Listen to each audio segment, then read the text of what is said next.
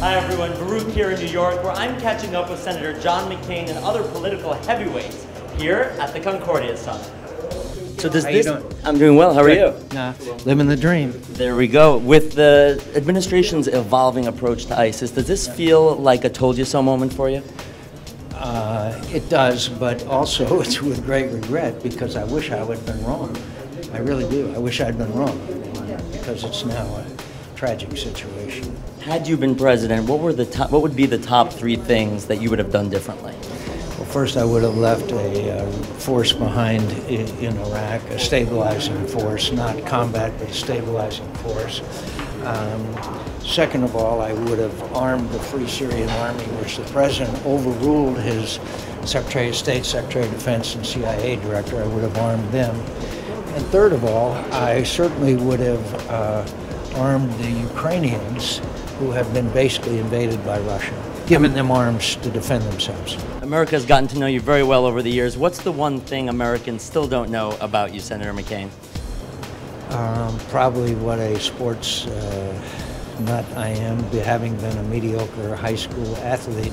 They found out what a terrible dancer I am. What's the role of young people are you finding within your government, within your country? We, in our caucus in Congress, in our new party, we have many young people, and they are working the hardest they can. I've got to ask you, many Colombian entertainers have become big celebrities here in the United States. Who are your favorite Colombian celebrities? Sofia Vergara. Okay, it could say Sofia Vergara. If you mention a different one, I would say, yes, I agree. That's a good answer. It is impossible to make any choice. Because there's so much talent in Colombia. Talent and beauty. There we go. How about millennials in their 20s and 30s who want to follow in your footsteps and start to pursue deals of their own? What's the best way to start to tackle that? Well, get a good education, one, and have a good work ethic. I mean, if you have a good work ethic, I promise you, you're halfway there.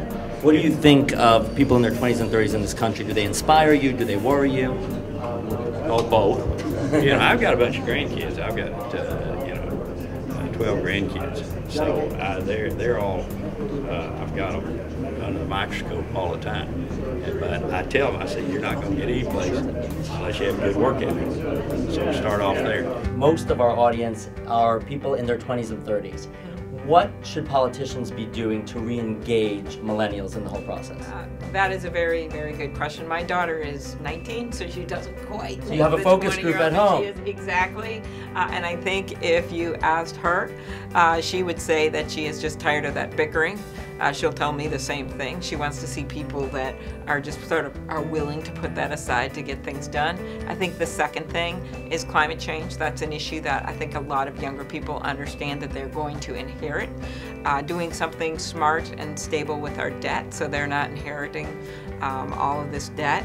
And I think the other thing is student loans and making it easier to afford college and graduate school for a lot of the young people. It's just getting harder and harder.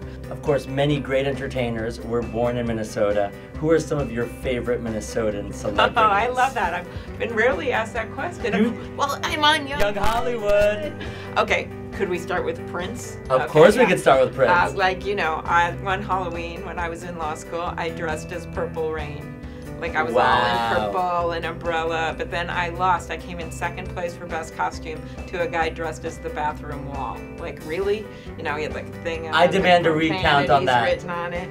We are a creative state, and it's not just with celebrities. We're actually very creative when it comes to inventing things. We gave the world everything from the pacemaker to the Post-it note. And that kind of scientific creativity is something that we have put on the back shelf for too long in this country, and I think we need to put a greater emphasis on that in addition to all of the celebrities that we have. From Prince to Post-it notes, it's all in Minnesota.